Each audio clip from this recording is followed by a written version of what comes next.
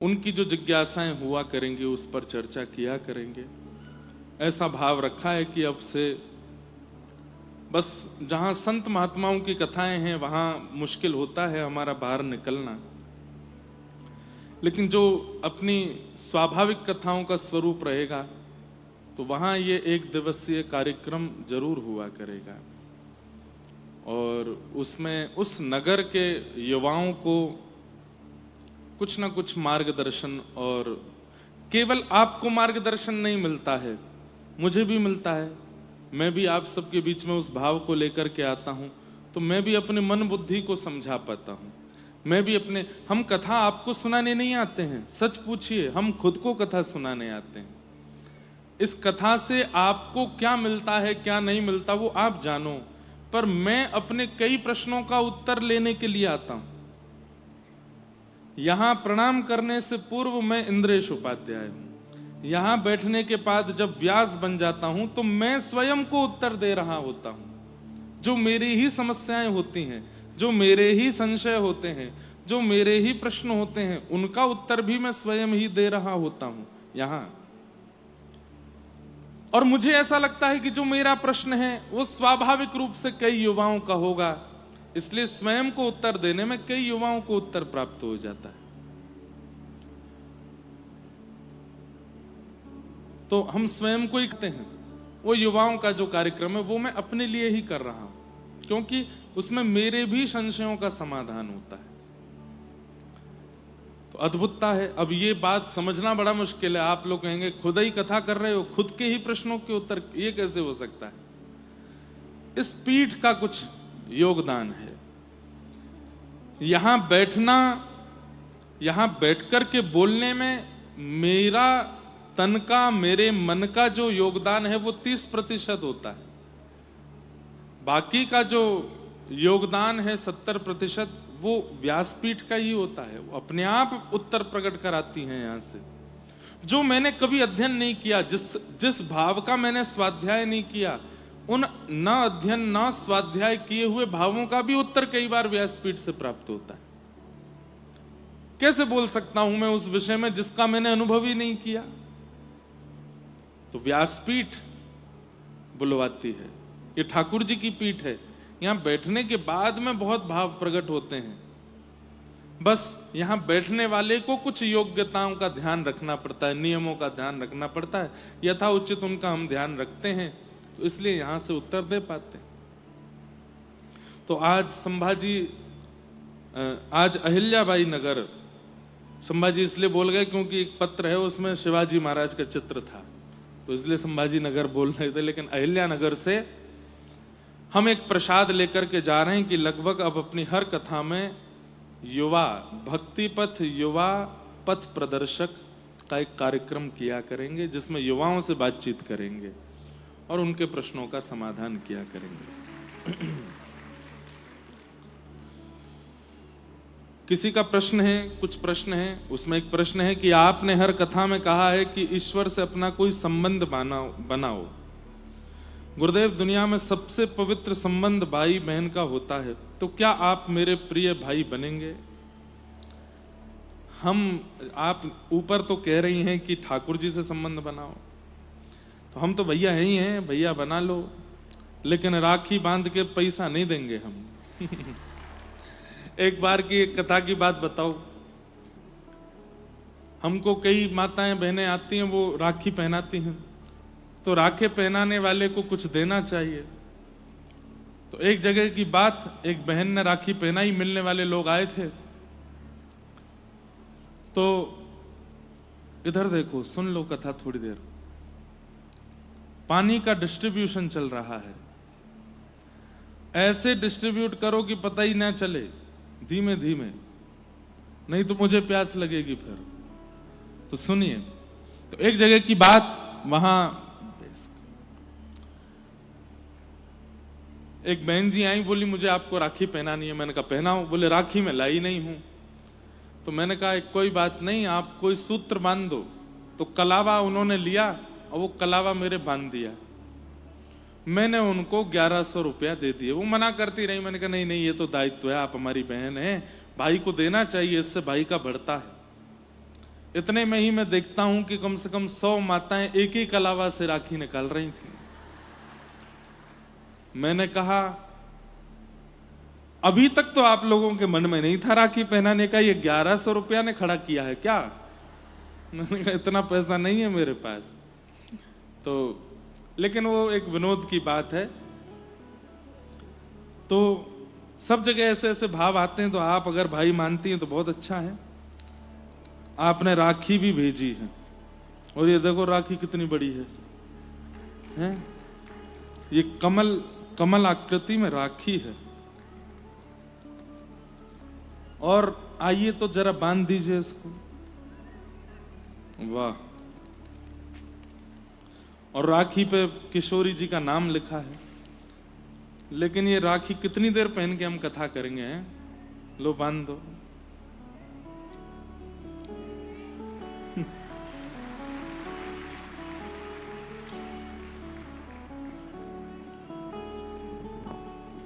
तो ये बहन जी का जो राखी है ये हमने पहन ली है, पर पैसे ये देंगे। अच्छा, इनकी आपकी है? ये आ रही है वो उनकी है क्या? आपकी है क्या? ये आपकी है? अच्छा, आप भी राखी लाई हैं? मुझ पे 500 है बस। आ जाओ। अच्छा, आ जाओ जल्दी आओ जल्दी आओ। जय हो आपकी। आप राखी लेके ही आई थी घर से? ये वाली आपकी है? आपका नाम भी राखी है? वाह, जय हो आपकी। जी। अच्छा, श्रीनाथ जी आए। राखी में श्रीनाथ जी हैं। बड़ी भावुक हो रही हैं अब तो। ये वाली आपकी है? अच्छा, ठीक है। खूब नहीं, पैसे तो हम विनोद में बोल रहे हैं। खूब प्रसन्न रहो, लेकिन जाते जाते ले जाना उनसे। दो आप। अच्छा, ठीक है। आप इस पे हाथ लगा दो, हमने पहन ली। अच्छा, एक काम करो, ये बड़ी है, ये वाली पहना दो। हाँ, लाओ।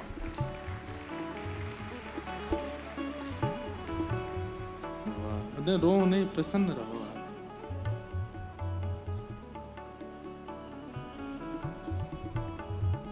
लाइए, ये आपके ही है ना? दे दीजिए। ये हमारे आचार्य जी हैं, बहुत पैसा है इन पे, ले लीजिए।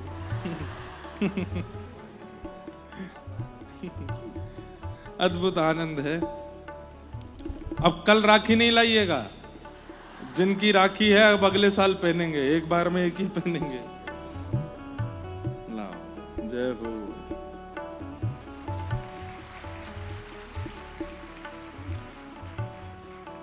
बड़ी कृपा बहन, लाइए, ये लीजिए। खूब प्रसन्न रहिए, खूब भजन करो।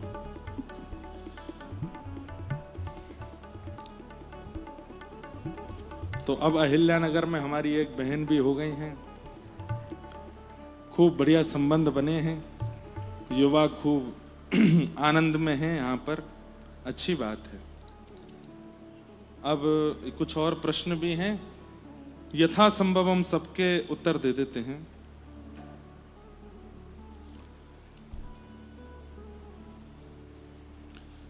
किसी का प्रश्न है कि महाराज जी, हमें यह कैसे समझ में आए कि हमारा स्वभाव और भक्ति का रुझान भगवान विष्णु की तरफ है या भगवान शिव की तरफ है? अब ये तो आपका मन जानता होगा। ठाकुर जी का दर्शन करके आपके चित्र को पवित्रता, वैसे तो दोनों ही प्रिय हैं, एक माँ है, एक पिता है। अगर दोनों के प्रति प्रेम है, शिव के प्रति भी और नारायण के प्रति भी, तो उन दोनों को माता पिता रूप मान लीजिए। एक को वात्सल्य भाव, एक के प्रति पिता।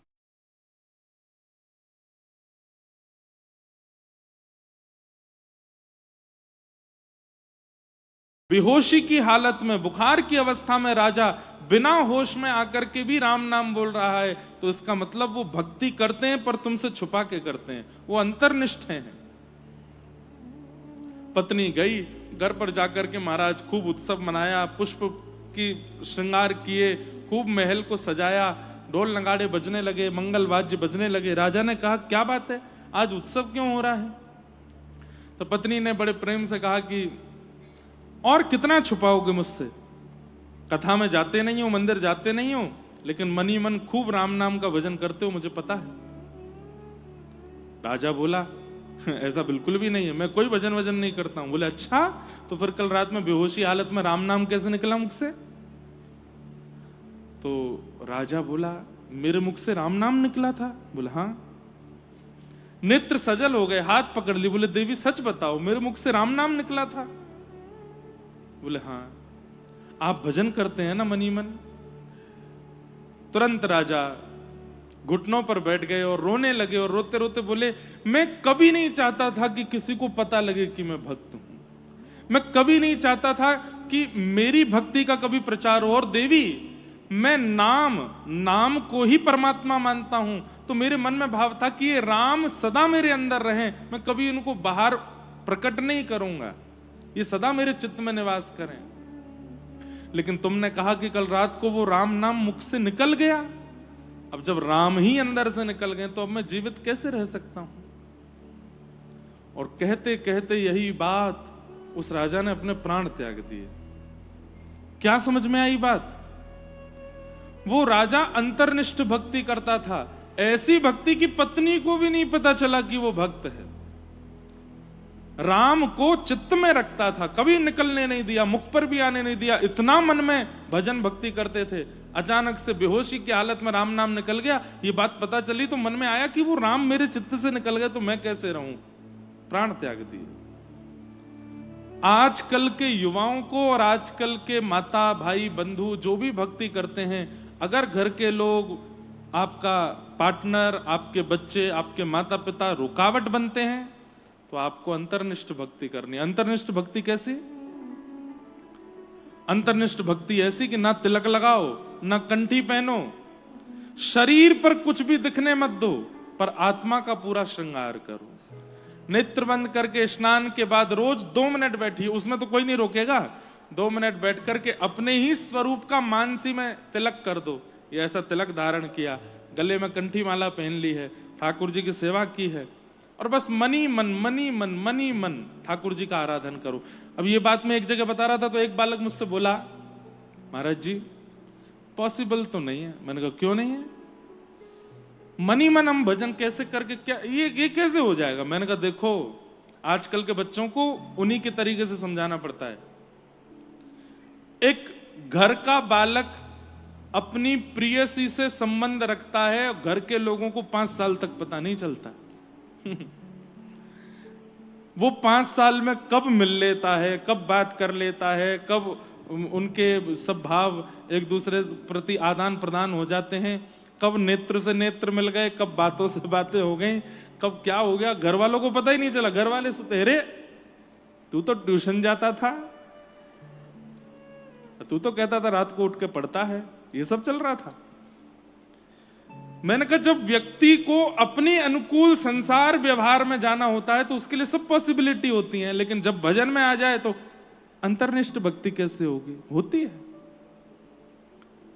अरे हम इतने युवाओं के बीच में जाते हैं, बड़ी बड़ी यूनिवर्सिटी कॉलेज के बच्चों के पास जाते हैं, वो लोग कैसे अपने प्रेम का निर्वहन कर लेते हैं एक व्यक्ति के साथ में। ठाकुर जी के साथ करने में क्या दिक्कत है फिर?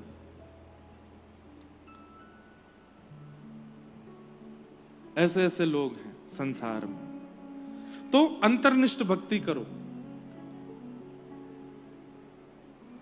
एक बालक मिला मुझे पंजाब की एक यूनिवर्सिटी में। जब मिला तो जब सामने खड़ा था, कुछ बातचीत हुई हमारी, मैंने मतलब कुछ प्रश्न था उसका बताया, तो जैसे ही उसने हाथ जोड़े तो यहां उसने कुछ पहन रखा था, अंगूठी नहीं थी वो। तो मैंने पूछा ये क्या है? तो हंसने लगा। मैंने कहा बताओ ये क्या है? बोले महाराज जी वो हम जिससे प्रेम करते हैं, हमने सोचा कि माता पिता तो मान नहीं रहे हैं, तो हम दोनों ने फॉइल पेपर की रिंग बना के एक दूसरे को पहना दी। मैंने कहा वारे वारे आशिक। मैंने कहा ऐसी आशिकी, ऐसा प्रेम ठाकुर जी से नहीं होता है तुम्हारा, लेकिन संसार में कितना ऐसी है।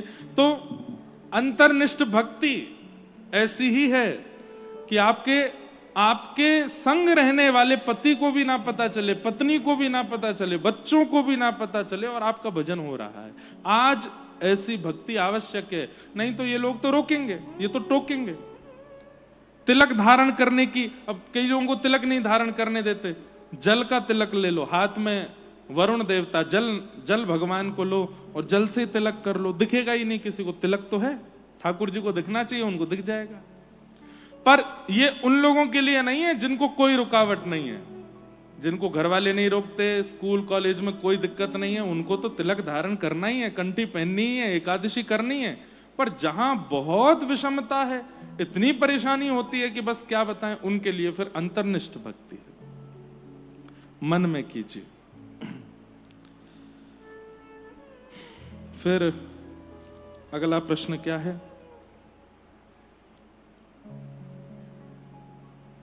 वही प्रश्न है कि मुझे देखो कितने प्रश्न आते हैं, मुझे भजन में और सेवा में बहुत सुख मिलता है पर मेरे पिताजी को ये सब पसंद नहीं है। वो कहते हैं कि ये सब नाटक है, तो मैं क्या करूं? अब उनको बोलता हूं तो काम पर रहो, पैसा कमाओ, बच्चों को पढ़ाओ और पैसा कमाना सिखाओ, बस वो पैसा कमाने पर ही जोर देते हैं। अच्छी बात है, धन तो कमाना ही है, धन कमाना तो जीवन का एक स्वरूप है। भैया त्यागी जी थोड़ा इसको नीचे कर दीजिए।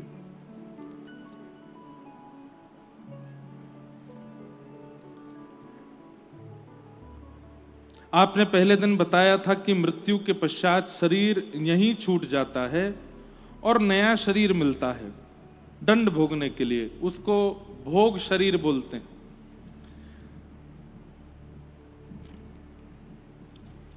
हम लोग हर महीने जो फोटो लगा के पूछते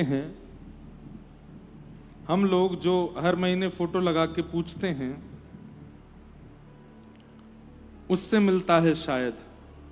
नहीं, आपका प्रश्न कुछ अलग है, ऐसा कुछ नहीं है। जब व्यक्ति की मृत्यु हो जाती है तो ठाकुर जी एक नवीन शरीर दे। कुछ प्रश्न हैं, सबको हम प्रणाम कर लेते हैं और कथा में प्रवेश करते हैं। आज नंदोत्सव की कथा है, बहुत लंबा विषय है, उस पर थोड़ा सा प्रकाश डालते हैं। बोलो बाल कृष्ण लाल की जय। कल हम लोगों ने श्रवण किया कि वेद व्यास जी महाराज ने भागवत की रचना करके सुखदेव जी को दी। सुखदेव जी ने यही कथा श्री परीक्षित जी को सुनाई। परीक्षित कौन है ये प्रश्न किया गया तो महाभारत का थोड़ा सा प्रसंग सुनाया गया। अर्जुन के पुत्र हैं अभिमन्यु, जिनको महाभारत युद्ध में चक्रव्यूह बना करके मार दिया गया था। अभिमन्यु की पत्नी का नाम है उत्तरा, वो गर्भवती थी जब अभिमन्यु मारा गया। आज जब पांडव हस्तिनापुर का राज्य जीत गए, महाभारत का युद्ध जीत गए, तो अभिमन्यु की पत्नी उत्तरा उसके गर्भस्थ शिशु को मारने के लिए अश्वत्थामा ने बाण छोड़ दिया। और जैसे ही बाण छोड़ा तो उत्तरा ने भगवान के चरणों में प्रणाम किया, तो भगवान ने उसके गर्भ में प्रवेश करके उस बालक की रक्षा की। अब यहां एक प्रश्न आता है कि इतने सारी माताओं के बालक गर्भ में प्राण त्याग देते हैं, कई माताओं को बालक जन्म ही नहीं ले पाते, ठाकुर जी उनकी रक्षा क्यों नहीं करते? अब देखो, बात ऐसी है कि संसार में हर प्रकार से मृत्यु हम पर आक्रमण करती है। कभी बाल अवस्था में करती है, कभी युवावस्था में करती है, अन्य अन्य व्यवस्थाओं में करती है। माता जी बैठ जाओ, विराज जाओ। हम इसमें यह नहीं कह सकते कि ठाकुर जी को दया नहीं आती, छोटे बालक मर जाते हैं, या कोई पत्नी विवाह से बस 2 दिन पहले उसके प्राण निकल गए। अरे दुल्हा के तो घोड़ा पे बैठे बैठे ही वो बारात लेके जा रहा था, प्राण निकल गए। भगवान इतने निर्दयी कैसे हो सकते हैं? ये संसार चक्र है, यहां पर कभी भी किसी के भी कहीं भी प्राण जा सकते हैं, तो उसमें कोई ठाकुर जी पर दोष नहीं लगाया जा सकता।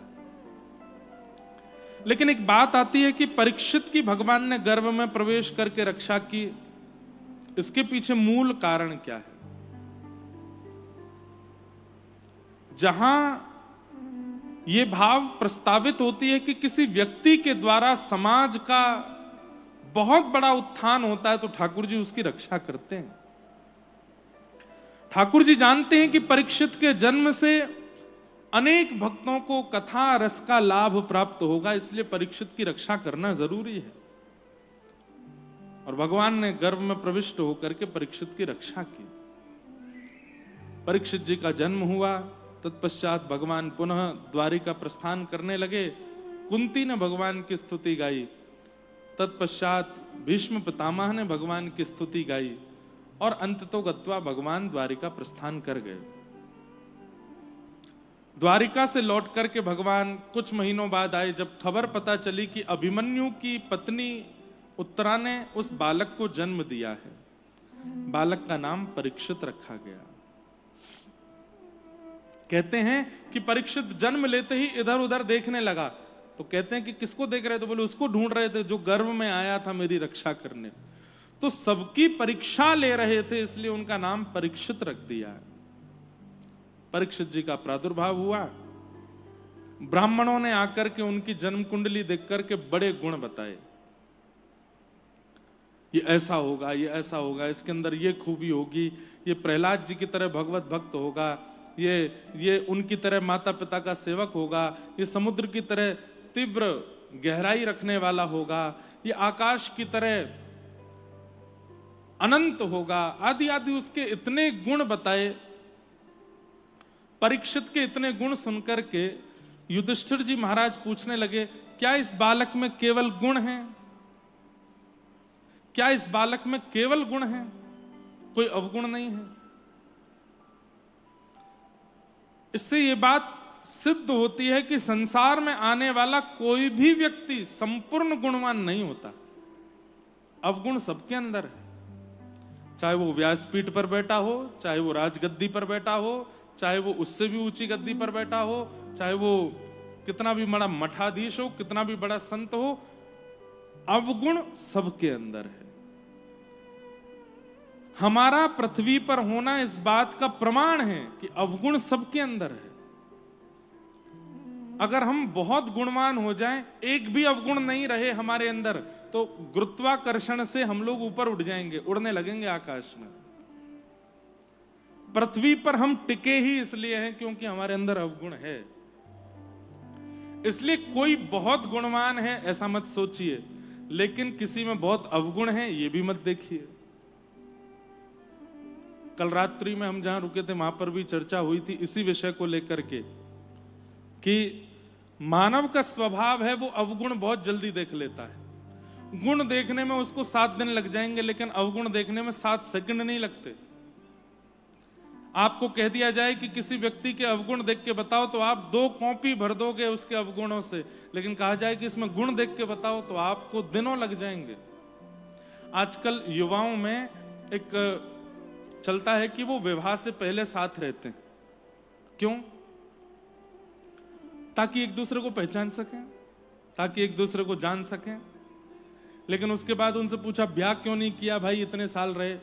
अरे वो मैच नहीं हो रहा हमारा भाव। क्यों नहीं मैच हो रहा? क्योंकि हमने केवल अवगुण ही देखे। संसार में कोई परफेक्ट नहीं होता भैया, अवगुण सबके अंदर होते हैं, पर हमारी दृष्टि में गुण देख करके स्वीकार करना प्रेम नहीं है, उसके अवगुणों को भी स्वीकार करना यही प्रेम कहलाता है। उसके अवगुणों को भी स्वीकार कर लीजिए, वही प्रेम है। लेकिन आज का समाज ये जानता नहीं है। युधिष्ठिर जी महाराज ने ब्राह्मणों से पूछा कि महाराज इस बालक में इतने गुण आपने बताए, कोई अवगुण नहीं है? तब कहा, बोले एक अवगुण है, यदि आप सुन सको तो मैं बताऊं। बोले बताइए। तक्षकादात्मनो मृत्युम द्विज पुत्रोपसर्जिता प्रपत्स्यत उपश्रुत्य मुक्त संग पदम हरे। आपका ये बालक तक्षक सर्प के द्वारा डसने पर इसकी मृत्यु होगी। इसकी मृत्यु का कारण तक्षक सर्प का डसना होगा। और तक्षक सर्प तब तक नहीं डसता जब तक किसी ब्राह्मण का अपमान ना कर दिया जाए। तो युधिष्ठिर घबरा गए, बोले हमारा ये बालक जो है ये ब्राह्मणों का अपमान करेगा। बोले लेकिन आप चिंता मत करो, एक संत सदगुरु इसके जीवन में आएंगे, वो अंतिम काल में इसको भगवत प्राप्ति करा करके ही इसको मुक्ति प्रदान करेंगे। क्योंकि शास्त्रों में ऐसी बातें भी कही जाती हैं कि जीव के द्वारा अगर किसी व्यक्ति की मृत्यु होती है, किसी जानवर के द्वारा कोई व्यक्ति मर जाता है, किसी के विष के द्वारा, सर्प दंशन के द्वारा, बिच्छू के काटने के द्वारा अगर व्यक्ति की मृत्यु होती है तो उसको मुक्ति नहीं मिलती। तो इस बात से बड़े दुखी हो गए थे युधिष्ठिर जी की, अगर ये सर्प के द्वारा मरेगा तो फिर तो हमारे वंश का तो यहां पर उद्धार ही नहीं हो पाएगा। तब समझाते हुए ब्राह्मणों ने कहा लेकिन इसके जीवन में एक गुरु आएंगे, वो सदगुरु इसको सत्संग करा करके तक्षक सर्प की मृत्यु को भी टाल करके इसको मुक्ति प्रदान करेंगे। तो इसलिए आप बिल्कुल चिंतित मत हो। इस प्रकार ब्राह्मणों ने श्री परीक्षित जी महाराज का सुंदर भविष्य कथन किया। तत्पश्चात धीरे धीरे परीक्षित बड़े हुए। एक दिन पांडवों को यह खबर मिली कि भगवान कृष्ण अपनी लीला पूरी करके प्रस्थान कर गए। ये खबर मिलते ही युधिष्ठिर आदि पांडवों ने कहा कि जिनकी कृपा से हमको राज्य गद्दी मिली है, जब वे ही नहीं है तो हम यहां कैसे रहें। और परीक्षित को राज्य गद्दी पर बिठा करके पांडव स्वर्गारोहण को प्रस्थान कर गए। राजा परीक्षित को बना दिया। धीरे धीरे परीक्षित बड़े हुए, नगर में भ्रमण करते थे, देखते थे सब ठीक है कि नहीं। एक दिन उनको कलयुग दिखाई दिया। वह कलयुग एक गऊ के ऊपर प्रहार कर रहा था। 3 पैर काट चुका था, 4था पैर काट रहा था। वृषभ था वो। वृषभ यानी कि धर्म, धर्म के 4 पैर होते हैं, धर्म, अर्थ, काम और मोक्ष। 3 पैर कट चुके थे, केवल सत्य बचा था। सत्य चरण को काटने का जब प्रयास किया, परीक्षित ने जाकर के अपनी तलवार से प्रहार करना चाहा। कलयुग ने चरणों में प्रणाम करके कहा कि भगवान मुझे मत मारो। परीक्षित जी ने कहा मेरा राज्य छोड़ के चले जाओ। बोले मैं कहीं नहीं जाऊंगा, मुझे आप कुछ स्थान दे दीजिए, मैं वहीं रह लूंगा। तब कलयुग को 4 स्थान दिए गए। द्यूतम पानम स्त्रियः सूना। कलयुग 4 जगह पर रहता है। सबसे पहला जुआ, जुए में कलयुग का निवास है। अच्छा, जुआ कहते किसको हैं? कई लोगों को इस बारे में बड़ी मिसअंडरस्टैंडिंग रहती है। केवल खेल में पैसा लगाने को जुआ माना जाता है, नहीं। लक्ष्मी का कहीं भी दाव लगाना वो जुआ है। लक्ष्मी को जहां कहीं भी आप दाव पर लगाते हो वो सब जुआ है। ये शर्त लगाना बात बात पर, ये भी जुआ है। 100 रुपए की शर्त लगी, 500 रुपए की शर्त लगी, आज देखना आज उसका मैच है वो जीतेगा, लगी 500 की शर्त, और फिर जीतने लाओ 500 रुपए। तो आप धन को जहां कहीं भी दाव पर लगाते हैं वो सब जुआ है। इससे अच्छा कुछ और कर सकते हैं, थोड़ा मन लगे, थोड़ा एक्साइटमेंट बढ़े, तो आप वस्तुओं की दाव लगा सकते हो। रसगुल्ले का दाव लगा लो, गुलाब जामुन का दाव लगा लो, समोसे का दाव लगा लो, पूरन पोली का दाव लगा लो।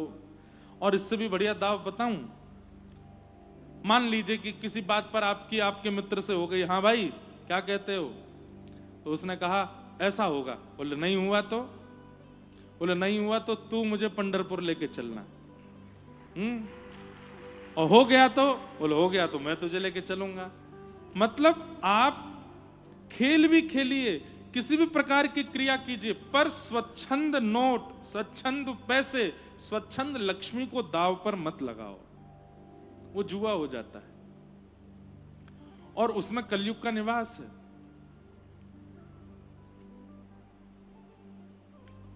अरे बोलिए भी मत, भले ही पैसे वैसे आदान प्रदान नहीं हुआ, लेकिन आप बोल भी देते हैं ना कि 500 रुपए की शर्त है, भले ही दिए लिए नहीं, लेकिन बोल दिया तो भी उसका प्रभाव तो होगा।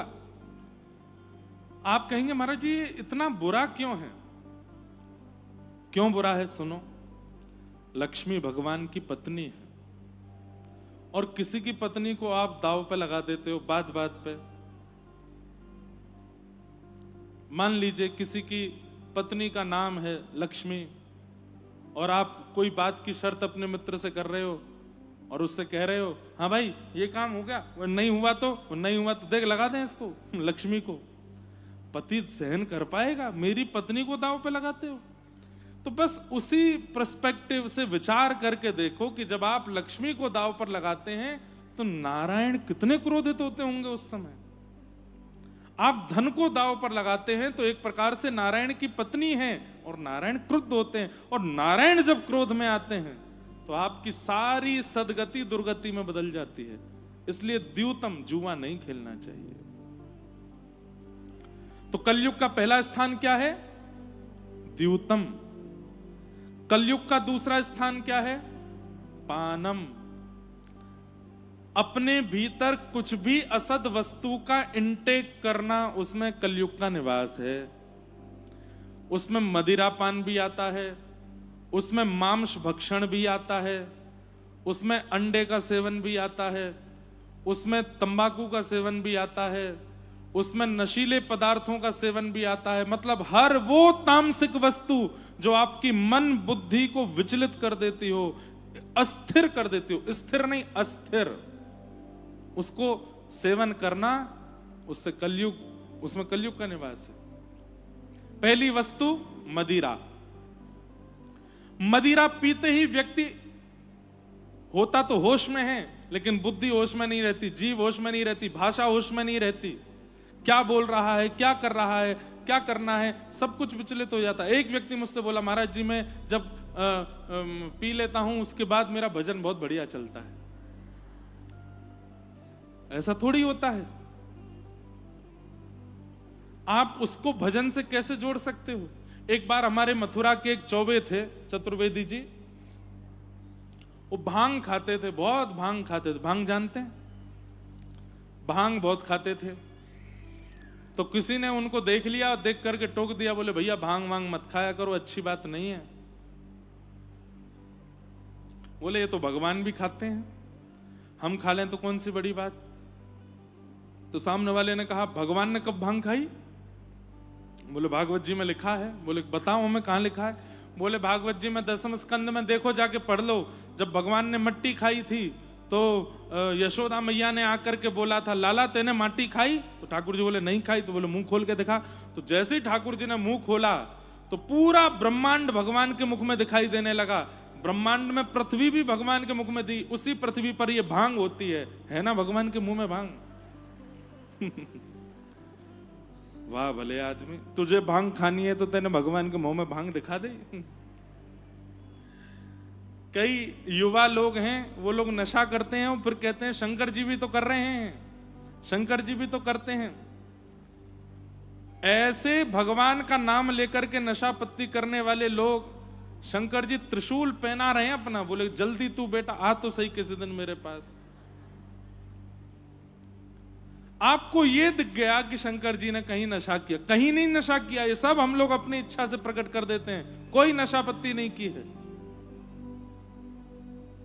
हाँ ये जरूर लिखा है कि उन्होंने समुद्र मंथन में निकलने वाले विष को पी लिया था। जाओ पियो, थोड़ा सा पीना नहीं, एक बूंद रख लो जीभ पे, और यदि उसको सहन कर गए तो सारे आपके लिए ये जो जो बातें मना की जा रही सबके लिए मैं अलाउ कर दूंगा, जाओ करो। तुमने विष सहन कर लिया। विष सहन करने की ताकत नहीं है, और बाकी की चीजों पे कह देते हैं शंकर जी भी तो करते हैं, वो भी तो करते हैं, वहां भी तो करते हैं। ऐसा नहीं। पानम, मदिरा पान, उसमें कलयुग का निवास है। तंबाकू का सेवन, उसमें कलयुग का निवास है। किसी भी नशीले पदार्थ को इनटेक करना, उसमें कलयुग का निवास है। दूसरे जीवों को मार के, उनकी हिंसा करके, उनके मांस को पका के खाना, उसमें कलयुग का निवास है। कई जगह अंडा को लोग नॉनवेज नहीं मानते। एक बात बोलूं आपको, इस दुनिया में दो ऐसे पाप हैं जो कि महापाप की श्रेणी में आते हैं। बहुत ध्यान से सुनिएगा। महापाप की श्रेणी में दो पाप आते हैं। कौन कौन से? उसमें पहला पाप है भ्रूण हत्या, गर्भ में बालक को मार देना जानबूझ करके। और दूसरा महापाप है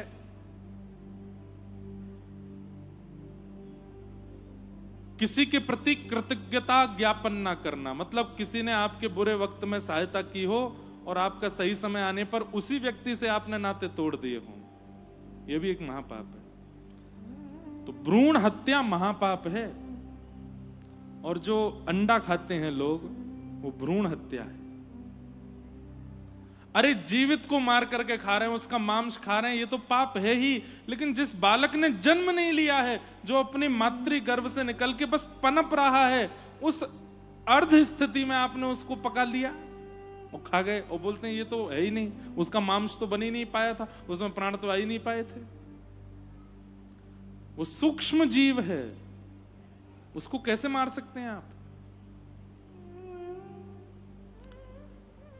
यह भी महापाप है। तो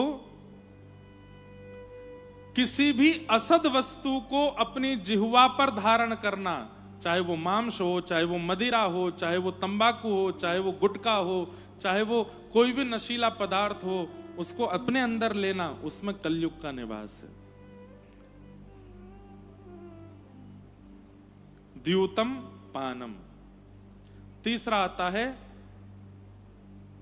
पर स्त्री और पर पुरुष के तरफ मन लगाना। सप्त फेरे लिए हैं आपने अग्नि के, किसी का वर्ण किया है, और उसके संग रहते हुए भी आप किसी अन्य के प्रति भावना रखते हो, प्रेम रखते हो, यह महापाप है, उसमें कलयुग का निवास है। आप ऐसे नहीं कर सकते। द्यूतम पानम स्त्रिय। और चौथा कलयुग का निवास स्थान बताया सूना, यानी कि हिंसा, कलेश करना, लड़ाई करना, झगड़े करना, मारपीट करना, छोटी छोटी बातों पर लड़ने पहुंच जाना, छोटी छोटी बात पर उत्तेजित होकर के और लड़ने लग जाना, ये सब कलयुग का निवास है। एक सासू मां नाराज घूम रही थी, क्यों? वो तुमने दाल बनाई थी लेकिन उसमें नमक नहीं डाला था। दूसरे दिन बहू ने बहुत बढ़िया दाल बना दी, सासू मां को दी, तो सासू मां ने खा के फिर डांटना शुरू किया, गुस्सा करना शुरू किया। क्या हुआ मां, आज दाल अच्छी नहीं, बहुत अच्छी बनी है, नमक ठीक है। बोले बिल्कुल ठीक है, मिर्च वगैरह सब ठीक है, फिर गुस्सा क्यों? बोले तू जब अच्छा बना सकती थी तो कल क्यों नहीं बनाया था? ये कलयुग का निवास है। जबरदस्ती, ये कोई बात है? लड़ने का कोई विषय है? जो लोग बेवजह की बातों पर लड़ते हैं, बेवजह की बातों पर हिंसा करते हैं, लड़ाई झगड़ा करते हैं, और इतनी ज्यादा बात को बढ़ा देते हैं कि कलेश का रूप धारण कर ले, उन पर कलयुग का प्रभाव होता है। मतलब क्या है बंधुओं, ये सारे सिम्टम्स हैं। ये अगर आपके अंदर स्वाभाविक रूप से क्या होता है, रोग होगा तो सिम्टम प्रकट होते हैं, पर यहां उल्टा है। आप सिम्टम्स को जैसे अंदर लाना शुरू करोगे, कलयुग देख लेगा, ओहो इसके अंदर ये है, तो अब मुझे इस पर आक्रमण करना चाहिए। इसलिए इनसे बचिए। द्यूतम पानम स्त्रियः सूना, ये 4 स्थान। तो कलयुग ने हाथ जोड़ करके परीक्षित महाराज से कहा कि 4 जगह कम है, 1 स्थान और दे दो। तब पुनश्च याचमानाय जात रूप मदात प्रभु, 5वां स्थान कलयुग को दिया, बिना मेहनत के कमाया गया धन, अनीति से कमाया गया धन, बिना परिश्रम से अर्जित किया गया धन, उसमें कलयुग का निवास है। परिश्रम कीजिए, बिना श्रम किए धन क्या करता है पता है? जैसे इंडियन फिलॉसफी एक है कि माता पिता इतना पैसा इकट्ठा कर लेते हैं कि हमारे बच्चों को कुछ करना ना पड़े। अच्छी बात है, खूब इकट्ठा करके जाइए, लेकिन बालक कुछ ना करना पड़े, यह विचारधारा ठीक नहीं है। उस बालक को इतना परिश्रमी बनाइए, इतना श्रम करवाइए। एक मेरे जानकार हैं, पिताजी महाराज के शिष्य हैं, बंबई में रहते हैं, बहुत बड़े धनाढ्य व्यक्ति हैं। इतने बड़े धनाढ्य व्यक्ति हैं कि सब है उनके पास में, हवाई जहाज भी हैं, खुद के हेलीकॉप्टर, सब कुछ है। लेकिन जब उनके पुत्र का जन्म हुआ पुत्र के जन्म के बाद जब स्कूल में पढ़ने का समय आया तो उसको बोर्डिंग स्कूल में डाला। और कैसे बोर्डिंग स्कूल में डाला? जहां एसी भी नहीं था, पंखा था। इतने धनवान परिवार के लोग, पंखे वाले बोर्डिंग स्कूल में डाला। उसके बाद उस बालक का 12 वर्ष की अवस्था में जनेऊ संस्कार कराया गया, मुंडन करवा के चौड़ी चोटी रखवाई। कुछ दिन के लिए उसको हिमालय पर भेज दिया, संतों के आश्रमों में रहने की आज्ञा दी। उसका नाम, उसका पता सब बदलवा दिया, आधार कार्ड किसी को पता ना चले किनका बेटा है। काशी में रहा, हिमालय में रहा, उत्तराखंड में रहा, ऐसे उस बालक का निर्माण किया। तो बालकों के लिए संपत्ति इकट्ठा कीजिए, पर पुत्र के लिए संपत्ति रूपी बीज जो इकट्ठा किया है वो उसको दीजिएगा तभी जब वो पुत्र पात्र बन जाए। आजकल माता पिता भी अपने कार्यों से थोड़े पीछे हट रहे हैं, पुत्र तो दे देते हैं संसार को पर उसको पात्र नहीं बना पाते। बिना मेहनत के कमाया गया धन नाश करता है, और ये हम सब देख रहे हैं। जिस घर के माता पिता खूब धन कमा के बच्चों के लिए इकट्ठा कर जाते हैं, बच्चे क्या कर रहे हैं सबको दिख रहा है, उसका नाश करते हैं। अरे औरों की छोड़ो, आप कहोगे महाराज जी दुनिया पे दोष मढ़ रहे हो। भगवान श्री कृष्ण स्वर्ण की नगरी द्वारिका निर्माण कर दी, सब कुछ निर्माण करने के बाद में अपने ही पुत्रों को उपदेश देते हैं कि भाई मैं भगवान हूं, मैं तुम्हारा पिता हूं, ये सोने की नगरी तुम्हारी है। इसका अभिमान करके तुम सत्संग आदि करना छोड़ रहे हो, ये अच्छी बात नहीं है। संतों के पास जाया करो, झुक करके प्रणाम किया करो, कथाएं सुना करो।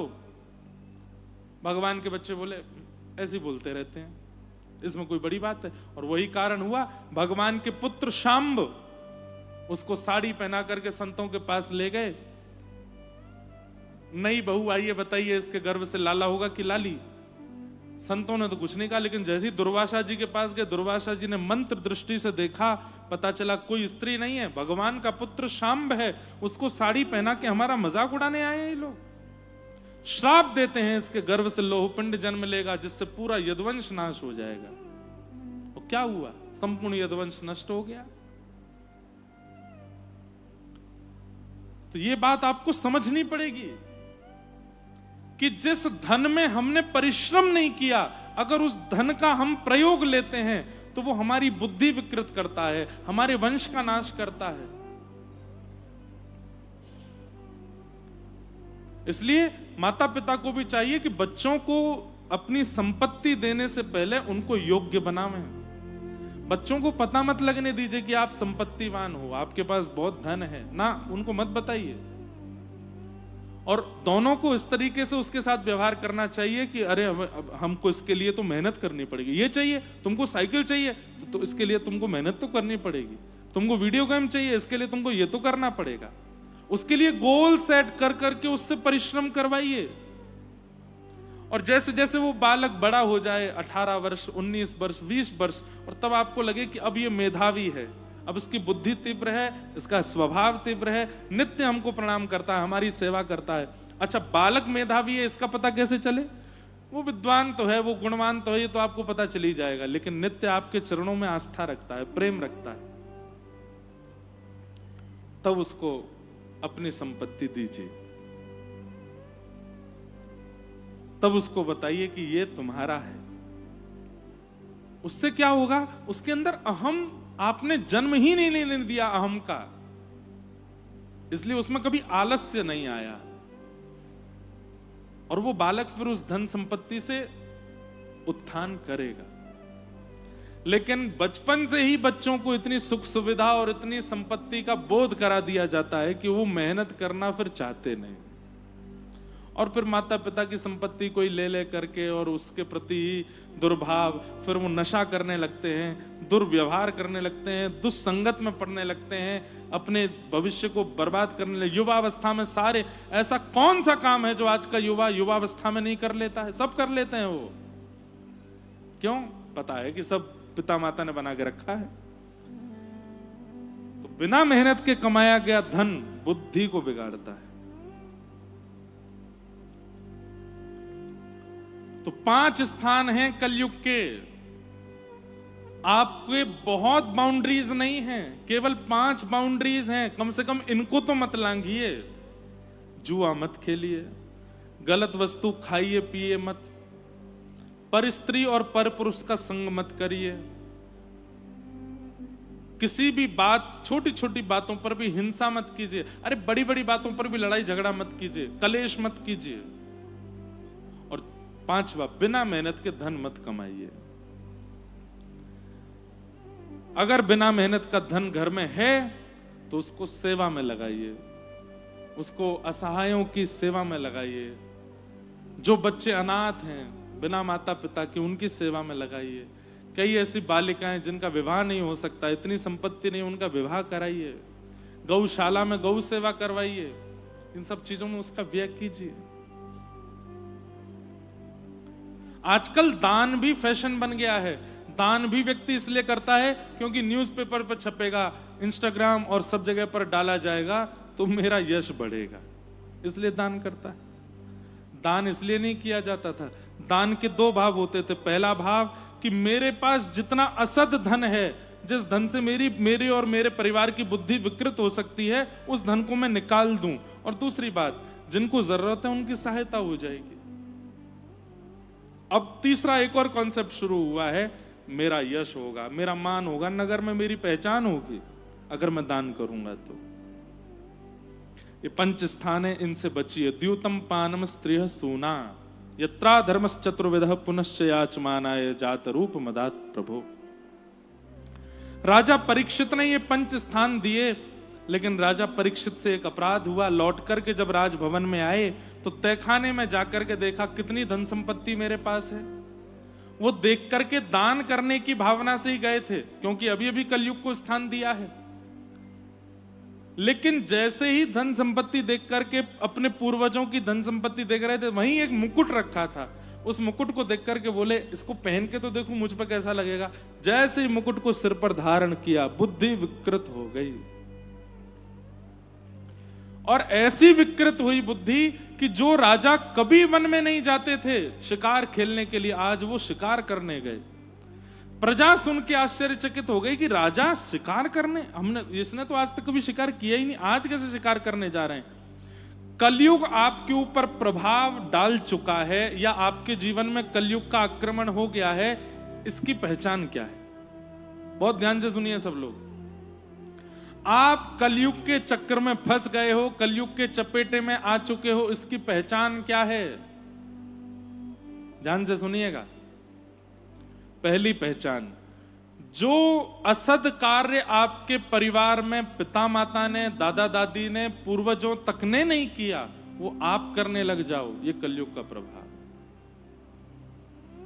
दूसरा, माता पिता, गुरु, नाना नानी, बड़े लोग, इनकी समझाई गई समझ आपको बेतुकी लगने लग जाए तो समझो कलयुग का प्रभाव।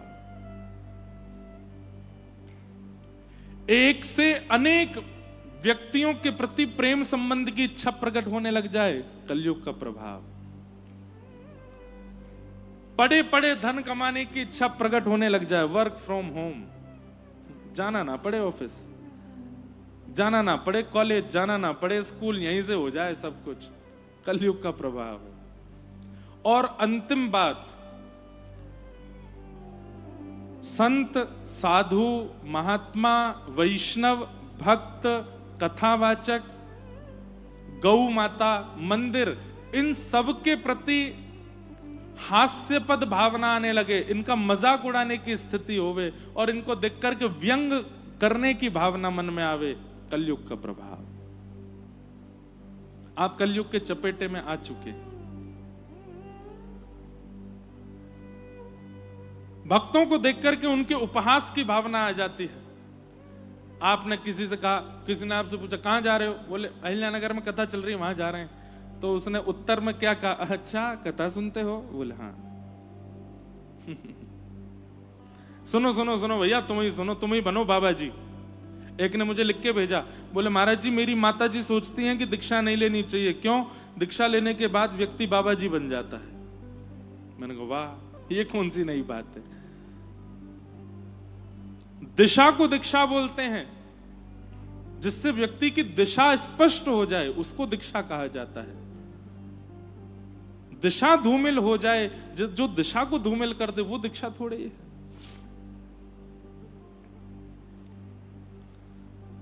तो कलयुग का प्रभाव हुआ, सिर पर जैसे ही मुकुट पहना, आखेट को वन में शिकार खेलने गए, वहां पर जीव तो एक भी मार नहीं पाए, लेकिन प्यास लगने पर एक आश्रम में पहुंचे, वहां पर समाधि में बैठे थे महात्मा। स्वभाव तो ये होना चाहिए था कि जब तक समाधि ना खुले तब तक प्रतीक्षा करूं, लेकिन जाके हल्ला करने लगे, मुझे प्यास लगी है बहुत जोर की, आप यहां समाधि में बैठे हो, अरे जल्दी मुझे जल पिलाइए। ये कलयुग करवाता है। राजा परीक्षित का ये व्यवहार उस संत के प्रति हुआ। महात्मा की आंखें तो नहीं खुली, समाधि में बैठे थे, राजा परीक्षित ने मरा हुआ सर्प उनके गले में डाल दिया। अरे ढोंगी पाखंडी, तेरे द्वार पर राजा खड़ा है और तू आंख बंद करके ध्यान लगा रहा है। चले गए वहां से। उस ऋषि शमिक के पुत्र श्रृंगी ने यह दृश्य देख लिया और तुरंत अपने हाथ में जल लेके श्राप दे दिया।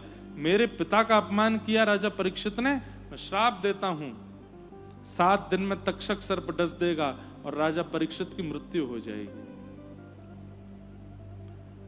ये बात जब शमिक ऋषि के नेत्र खुले, गले में मरा हुआ सर्प बड़ा था, उठा के फेंक दिया। पुत्र ने आके बताया, राजा परीक्षित ने आपके गले में मरा हुआ सर्प डाला, लेकिन वो कहां बचेगा, मैंने भी उसको श्राप दे दिया है, आज के ठीक 7वें दिन उसको तक्षक सर्प डस देगा। शमिक ऋषि इस बात को सुन के खुश नहीं हुए। रोगी का उपचार करना चाहिए, रोगी को जान से नहीं मारना चाहिए। अरे वो रोगी हो गया था, उसका उपचार करना था, कथा सुना के, सत्संग करके, समझा के, बुझा के। तुमने तो सीधा उसको दंडी मृत्यु दंड दे दिया, ये गलत किया। अपने एक शिष्य से कहा, जाके राजा परीक्षित को बता दो उसके पास केवल 7 दिन बचे हैं। ये बात जैसे ही राजा परीक्षित को पता चली, अपने पुत्र जन्मेजय को राज्य गद्दी पर बिठा करके राजा परीक्षित निकल गए और वन में जाकर के असंख्य संतों के चरणों में जाकर के पूछने लगे, जल्दी मरने वाले की मुक्ति का उपाय क्या है? मेरे जीवन के केवल 7 दिन बचे हैं, मुझे बताइए मैं क्या करूं जिससे मैं मुक्त हो जाऊं। अनेक अनेक साधुओं ने अनेक अनेक उत्तर दिए, लेकिन तभी वहां आगमन हुआ श्री सुखदेव जी महाराज का। हाथ जोड़ करके सब लोग प्रणाम करो। तत्रा भवद भगवान व्यास पुत्रो यदृच्छया कामटमानो नपेक्षः अलक्षलिंगो निजलावतुष्टो व्रतस्य बालैरवधूत भेष। श्री सुखदेव जी महाराज की। वेदव्यास जी ने भागवत की रचना करके अपने पुत्र सुखदेव को दी और उन्होंने वो परीक्षित को सुनाई। तो आज परीक्षित को जब 7 दिन में मरने का श्राप लगा, सुखदेव जी आए और इन्होंने जो प्रश्न किया था कि 7 दिन में मरने वाले की मुक्ति का उपाय क्या है, उसका कोई भी उत्तर नहीं दे पाया। लेकिन जैसे ही ये आकर के बैठे, इन्होंने चरणों में प्रणाम करते हुए कहा, हे भगवान, जिसके जीवन के केवल 7 दिन बचे हों उसको क्या करना चाहिए, मुक्ति का उपाय बताओ। श्री सुखदेव जी महाराज थोड़े मंद मुस्काए और बोले, वरीयाने शते प्रश्न क्रतो लोकहितं नृप आत्मवित् सम्मतः पुंसान् श्रोतव्यादिषु यः परः। बहुत ध्यान से सुनिए सब लोग।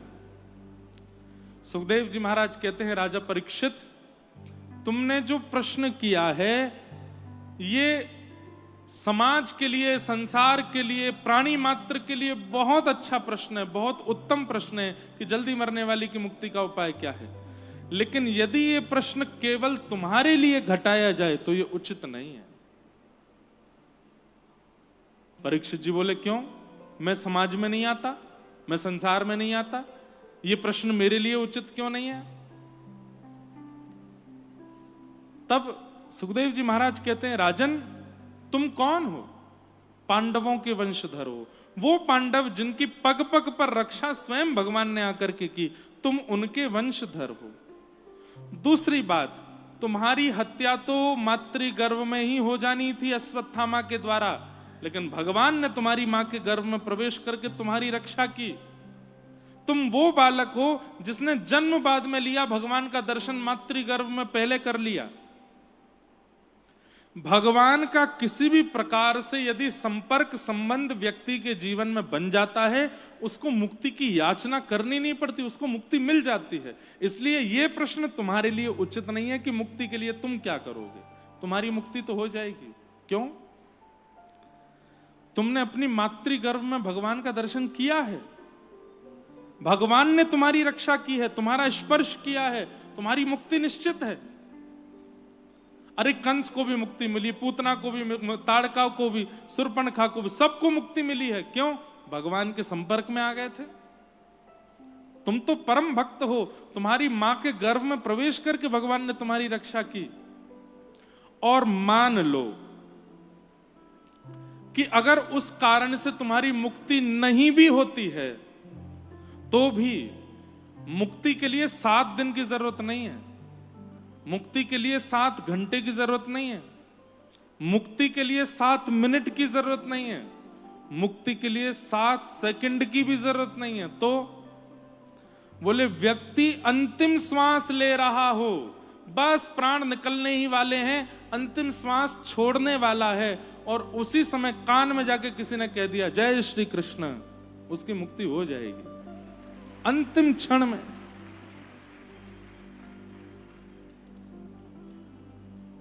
योगिनां नृपनिर्णीतम् हरेर्नामानुकीर्तनम्।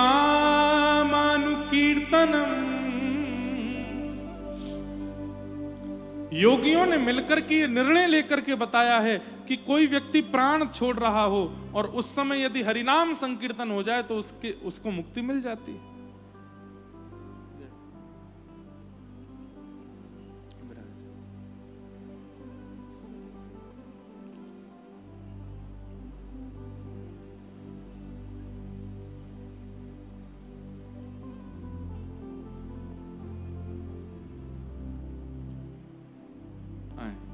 जय महाराज, प्रणाम।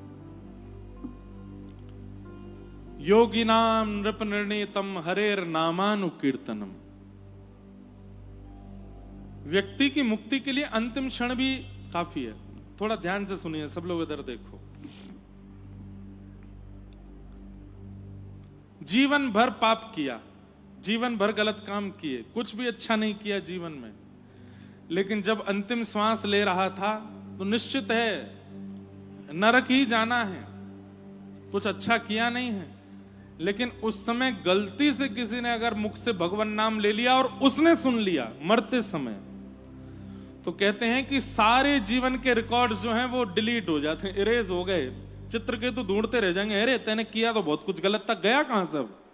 बोले अंतिम श्वास लेते समय हरि नाम सुन लिया था बस। अब ये सुनने में कितना इजी है कि कोई व्यक्ति जीवन भर कुछ भी करे, अंतिम श्वास में हरि नाम ले ले, बस इजी तो है मृत्यु। पर संसार की कैसी विडंबना है। पहली बात, अंतिम क्षण कब आ जाए ये पता नहीं है।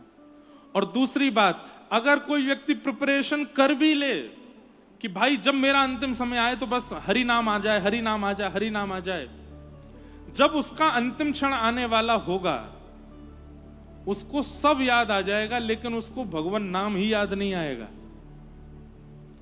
हमारे यहां कहते हैं कि जब व्यक्ति की मृत्यु होने वाली होती है, मरने से 1 मिनट पहले उसका पूरा फ्लैशबैक चलता है पूरी लाइफ का। मरने से ठीक 1 मिनट पहले व्यक्ति का फ्लैशबैक चलता है। कौन से व्यक्ति का? दुर्घटना में मरने वाले का नहीं, या फिर अकाल मृत्यु वाले का नहीं। स्वाभाविक मृत्यु जिनकी होती है उनका पूरी लाइफ घूमती है उनके माइंड में 1 मिनट के लिए, और उसको सब याद आता है। मेरा जन्म हुआ था, मैं छोटा सा था, मेरी माँ ने मुझे गोद में लिया था, पिता मुझे उंगली पकड़ के चलना सिखाते थे, थोड़ा बड़ा हुआ स्कूल में गया, उस मित्र का भी नाम याद आ जाता है जिसको वो सालों से मिला नहीं। ओहो, स्कूल में मेरा उस नाम का एक मित्र था, उस स्कूल में मेरे ऐसे एक टीचर थे, फिर मैं थोड़ा और बड़ा हो गया, फिर उसके बाद मैं यूनिवर्सिटी गया, यूनिवर्सिटी में मेरे इतने मित्र बने थे, वहाँ हमने ये गलत गलत काम भी किए थे, हम ये खा लेते थे, ऐसा पी लेते थे, वहाँ चले जाते थे, ये कर लेते थे। उसके बाद मेरे जीवन में एक कन्या आई, मैंने उससे विवाह कर लिया, विवाह के बाद हमारी बड़ी लड़ाई हुई, फिर हमारा एक पुत्र हुआ प्यारा सा, फिर एक पुत्री हुई, वे दोनों बड़े हुए, उन दोनों का विवाह हुआ, फिर मैंने उस व्यक्ति का अधिकार छीन लिया, उस व्यक्ति का हक मार लिया, उस व्यक्ति की निंदा की, उसके इतने करोड़ों का लॉस करा दिया, ये किया वो किया, सब याद आता है। और आज मैं हॉस्पिटलाइज्ड हूं, बेड पर पड़ा हूं, सामने यम के दूत काले काले खड़े हैं मुझको ले जाने के लिए, सब याद आता है। लेकिन उसको उस फ्लैशबैक में ये याद नहीं आता कि वो हरिद्वार भी गया था कभी, वहां गंगा स्नान किया था, वो वृंदावन जाकर के गोवर्धन परिक्रमा करके आया था, वो पंढरपुर वारी में गया था, उसने अहिल्यानगर में एक बार कथा सुनी थी, उसने पुणे में एक बार गणपति जी का ये भोग किया था। मतलब उसने जो भी भक्ति के कार्य किए ये सब उसको याद नहीं आते, बाकी पूरा संसार उसको याद आ जाता है। और बस ये सोचते सोचते सोचते कंठे गुर गुरायते, गुर्र गुर्र उसके कंठ से आवाज आने लगती है और उसके प्राण चले जाते हैं। जन्म जन्म मुनि यतन कराही, अंत राम कही आवत नाही। अंत में हरि स्मरण नहीं होता, बहुत मुश्किल है, इतना मुश्किल है कि आप कितनी भी योजनाएं बना लो तो भी आप अंतिम समय में हरि को याद नहीं कर पाओगे। इसलिए सुनने में जितना इजी है, करने में उतना ही मुश्किल है। अब इसका एक उत्तर दूं तो फिर महाराज जी क्या करें, ऐसा क्या करें कि अंत में हरि नाम आ जाए। अभी इसी वक्त, इसी क्षण, जो अभी समय है, अभी इसी वक्त नाम शुरू कर दो। इतना जपो, इतना जपो, दिन में जपो, रात में जपो, सुबह उठ के जपो, चलते जपो, बैठ के जपो। इतना नाम जपने लग जाओ कि आप श्वास भी लेते हो तो नाम निकलता है, उठते बैठते हो, चलते हो तो भी नाम निकलता है, किसी से वार्ता करते हो तो भी नाम प्रकट होता है। क्या होता है, व्यक्ति जब पहली बार गाड़ी चलाना सीखता है ना, तो घर का बालक जब पहली बार गाड़ी चलाता, पूरे घर को बैठा था, बैठो मैं देखो गाड़ी चला के दिखाऊं, और गाड़ी चलाता है। पीछे से बहन बोलती है, ए सुन थोड़ा आइसक्रीम, देख बोल नहीं, अभी मैं गाड़ी चला रहा हूं, बीच में बोलो मत, मेरे को डिस्ट्रैक्शन हो जाएगा, अभी मैं रेड लाइट क्रॉस कर दूंगा, किसी को ठुक जाएगी। पिताजी कहते हैं, अरे बेटा तू तो बहुत, पिताजी अभी कुछ कहो मत, जब तक घर लौट के वापस नहीं आ जाए मुझे चुपचाप गाड़ी चलाने दो, नहीं तो मेरा माइंड डिस्ट्रैक्ट हो जाएगा। पहली बार चलाने वाला ऐसे चलाता है, लेकिन चलाते चलाते जब 5 साल हो जाते हैं, 10 साल हो जाते हैं, वो गाड़ी में बैठे 8 लोगों से बात भी कर लेता है, गियर भी लगा लेता है, क्लच भी दबा लेता है, ब्रेक भी दबा देता है, इंडिकेटर भी कर लेता है, सब काम कर। क्यों? इतनी प्रैक्टिस हो जाती है कि अब वो एक साथ 10 काम कर लेता है। ठीक वैसे ही नाम जब आप प्रारंभ में करेंगे तो बहुत डिस्ट्रैक्शन आएगा। नाम करने बैठेंगे तो कुछ उल्टा सीधा दिखने लगेगा, नाम करने बैठेंगे तो कुछ कहीं मन जाएगा, कभी कहीं जाएगा, कुछ होगा, पर आप फिर भी छोड़ो मत, करते रहो, करते रहो, करते रहो, करते रहो, करते रहो। फिर स्थिति क्या बनेगी? चलते फिरते, खाते पीते, सोते हंसते, नाचते जागते, खाते, हर स्थिति में नाम आपको नहीं छोड़ेगा, नाम चलता ही रहेगा मन में। और व्यक्ति की जब ऐसी स्थिति हो जाती है कि वो चलते फिरते उठते हर स्थिति में नाम गाता है, तो अंतिम श्वास आते समय नाम निकल ही जाएगा, और नाम निकलते मुक्ति मिलेगी। जितने लोगों ने ताली बजाई, इतने लोग भी अगर पालन कर लें तो इतने विमान अहिल्यानगर में आएंगे लेने के लिए, मुक्ति हो जाएगी सबकी। अच्छा, वराह पुराण में एक नई बात है, वराह पुराण में एक नई बात है। वराह भगवान कहते हैं कि जब व्यक्ति नाम गाने लगता है, विठ्ठल विठ्ठल विठ्ठला, पांडुरंग विठ्ठला 24 घंटे गाता है, राम कृष्ण हरि 24 घंटे गाता है, राधा राधा राधा 24 घंटे गाता है, तो वहां वराह पुराण में कहते हैं उसका जब अंतिम क्षण आता है तो वो भले ही हमारा नाम ना ले